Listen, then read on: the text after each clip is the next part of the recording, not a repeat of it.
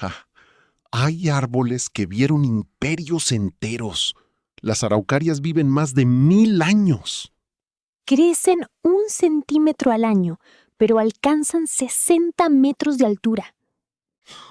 Sus piñas pesan 20 kilos y solo animales específicos las abren. Existían cuando los dinosaurios caminaban la tierra. Son fósiles vivientes. Dale like si estos gigantes milenarios merecen toda nuestra admiración. Suscríbete para descubrir seres que han visto cambiar el planeta. ¿Conoces un árbol más antiguo que una araucaria? Dínoslo.